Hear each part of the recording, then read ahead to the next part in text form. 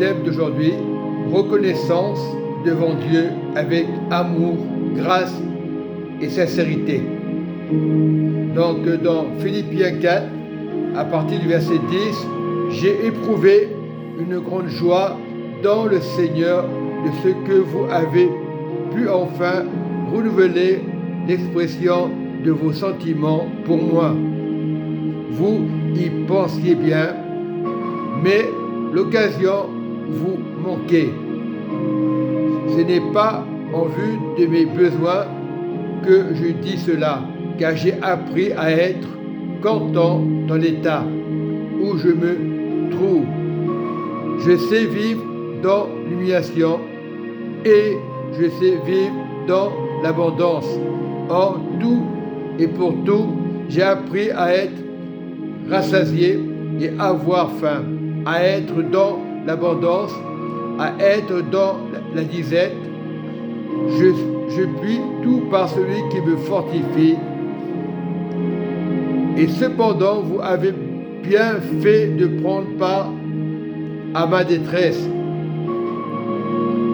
Vous le savez vous-même, Philippiens, au commencement de la prédication de l'Évangile, lorsque je partis de la Macédoine, aucune église n'entra en compte avec moi pour ce qu'elle donnait et recevait.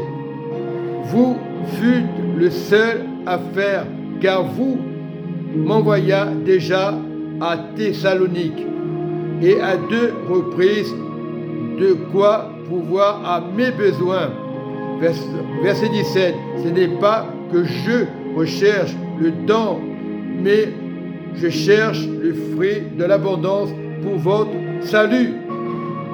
J'ai tout reçu et je suis dans l'abondance. J'ai été comblé de bien en recevant par Épaphrodite ce qui vient de vous comme un parfum de bonne odeur, un sacrifice que Dieu accepte et qui lui est agréable, et mon Dieu pourvoira à tous vos besoins selon la richesse, avec gloire en Jésus-Christ. À notre Dieu et le Père soit la gloire au siècle des siècles. Amen. Je te remercie, Saint-Esprit, de donner cette grâce, cette parole qui vient de toi, Seigneur Jésus, qui vient du fruit, Papa, du fruit en abondant, Papa. Apprends-nous à donner une bonne odeur, à recevoir l'amour de Dieu. Oui, Saint-Esprit. Et laissez-nous montrer dans le verset 19, et mon Dieu pourvoira à tous vos besoins selon la richesse de son royaume, avec gloire en Jésus-Christ. À notre Dieu et Père soit la gloire au siècle des siècles. Amen. Et le Seigneur nous veut dans son royaume le faire avec amour, avec joie. C'est important. Et le Seigneur nous montre, le Saint-Esprit, ce n'est pas que je recherche les dons, mais je recherche le fruit qui abonde pour votre salut. C'est-à-dire le Seigneur, c'est le plus important. C'est la bonne odeur. Nous cherchons le royaume, nous ne cherchons pas la richesse. En ce temps de la fin, beaucoup recherchent la richesse. La richesse, je veux dire. Soyez bénis dans le fruit de Dieu. C'est important de marcher selon l'amour de Dieu.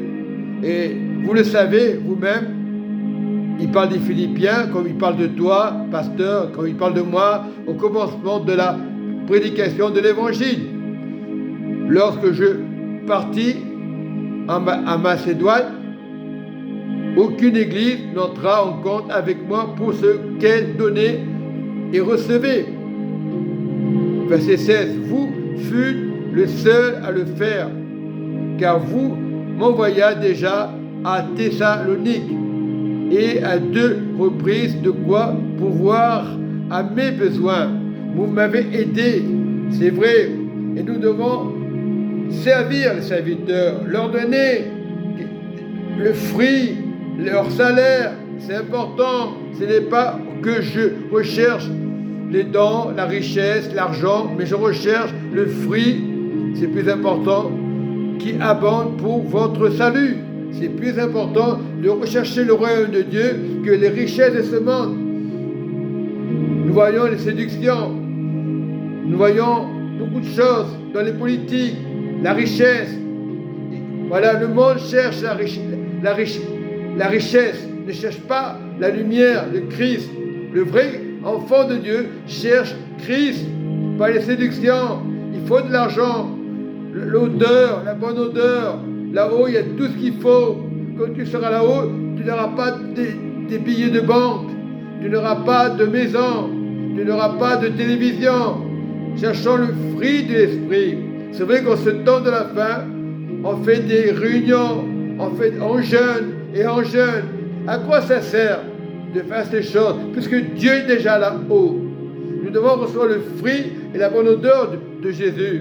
C'est vrai, en ce temps de la fin, il y a beaucoup d'occupations, mais un chrétien doit persévérer, un chrétien doit prier, un vrai croyant doit prier, pas accuser Pierre et Paul, le voisin, même dans ce que vous voyez aujourd'hui. Il y a beaucoup de systèmes, de religions. Le plus important, c'est le royaume de Dieu.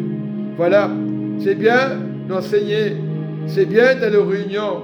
Grandir, c'est avec le royaume de Dieu. Lorsque Dieu te donne l'instruction par un pasteur, si tu as l'instruction, tu es déjà grand. Mais il faut être humble. Le fruit de l'esprit, c'est humble devant Dieu. Ce n'est pas le spectacle dans les églises. C'est bien de chanter à la chorale, mais des fois, ça ne veut rien dire. Une personne qui devant le pupitre, qui chante, ça ne veut rien dire. Combien des enfants de Dieu qui étaient fidèles, ils sont partis parce qu'ils n'avaient pas des places qu'ils voulaient. Comme ils sont capricieux. Mais nous devons travailler ensemble. Et je parle pour tout le monde. Je parle pour les pasteurs, pour les anciens, pour les fidèles. Travailler ensemble. C'est-à-dire marcher avec Dieu. Soyez bénis au nom de Jésus.